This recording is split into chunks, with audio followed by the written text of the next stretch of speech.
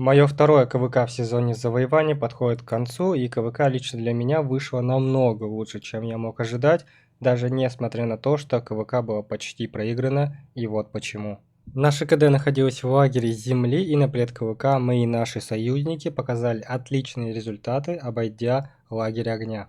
Распределение на карте вышло так, что нам пришлось сражаться против лагеря огня, и честно, поначалу я был уверен, что мы сможем, если не выиграть, то как минимум дать сильно попотеть нашим соперникам. Но в итоге вышло то, что пятую зону мы потеряли, даже не удержав ее больше 4 часов. Первый алтарь мы сражались полностью до конца и проиграли его, а на последующие даже не выходили. У наших союзников лагеря воды в этом плане было все намного лучше, и пятую зону и алтари тьмы они смогли забрать себе. И самое интересное, это королевская земля. Честно скажу, после пятой зоны и просто потерянных КП на алтарях тьмы я уже не стал ничего ожидать от КЗ. Так оно и случилось. Королевская земля прошла за один расшир, и дальше у нас просто не было актива, и лагерь огня сначала задавил нас, а потом помог лагерю ветра задавить наших союзников. Но случился довольно интересный поворот, предательство лагеря ветра. Лагерь ветра предал огонь и начал их сжигать, ну и мы тоже подключились, и уже общими усилиями с лагерем ветра мы выгнали лагерь огня с карты КВК. И вроде бы вот она победа, мы в королевской земле, и самое интересное, что по КПД наша КД находится на первом месте, что довольно странно, но звезду за это мы не получаем. Но для меня мы все равно остаемся проигравшими, потому что если бы не предательство лагеря ветра, то КВК давным-давно был бы для нас законченным, да и, как я уже сказал выше, абсолютно везде мы с треском проигрывали.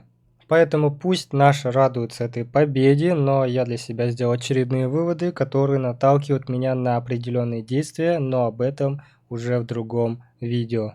И теперь давайте перейдем к моим личным результатам, которые я сделал на этом КВК. И начнем мы с связок командиров, которые я использовал. И это были ход 3 пятерки 1 с экспертным Артуром и Жанка 5533 с Саладином. Но под конец королевской я поменял связки и успел побегать Жанка, Артур и Хо Этель.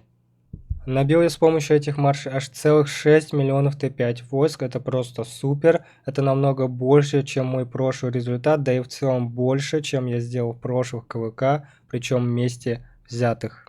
Играл я на Т4 войсках, и на тот момент у меня были даже не все 10-е технологии, поэтому этот результат для меня остается самым лучшим на данный момент. Ну а теперь давайте разберем, какие отчеты приносили мне мои марши. Хо Артур, это просто что-то действительно сломанное. Мой Хо был прокачан 3 пятерки 1, и даже в такой прокачке он приносил мне просто отчеты 1 к 1, и бывало даже 2 к 1 в мою пользу. Снаряжение на этом марше стояло следующее, пока что без КВК шмоток, и в моменте я давал ему вместо тихого испытания флажок, чтобы марш быстрее бегал, потому что марш Жанка Саладин сильно перегоняли марш Хо Артур. Как итог могу сказать, что марш Хо Артур это просто что-то реально крутое, он, считайте, вывез мне всю мою статистику. Марш Жанка Саладин. Сразу скажу, марш просто нулевый, этот марш не показывал отчеты даже 1 к 1, бывало так редкие случаи. Больше всего этот марш показывал отчеты 1 к 2, 1 к 3, но справедливости ради могу сказать, что хоть что-то этот марш делал, и на этом спасибо. Но на королевской земле я все равно выводил 2 марша, потому что нужно было уже сливать ресурсы и просто выкладываться на все 100%. Поэтому я просто закрывал глаза на отчеты Жанки, выводил ее раз за разом, пока не решил кое-что изменить. Марш Жанка Артур и Хо Этель. В моменте я поменял связки и вывел Жанку с Артуром и Хо с Этель. И отчеты резко изменились и довольно в лучшую сторону. Марш Жанка Артур приносил мне так же, как и Хо Артур, отчеты 1 к 1 и даже 2 к 1, а Хо Этель, к моему удивлению, также приносили мне отчеты 1 к 1. Но полноценно судить эти связки я не могу, так как они прошли очень маленькое расстояние по боям, и по итогу можно сказать следующее. Связка Хо Артур это просто 10 из 10, Жанка с Саладином 3 из 10, даже 2 из 10, выводил просто, чтобы было хоть что-то. Жанка Артур 9 из 10, потому что мало воевал этой связкой, и Хо Этель 5 из 10 по тем же причинам. И получается, что за это КВК я смог поднять аж 115 миллионов КП, что, конечно, не может не радовать, хотя я чувствовал, что мог сделать намного больше. Я еще многое мог, но доказать мне не дали.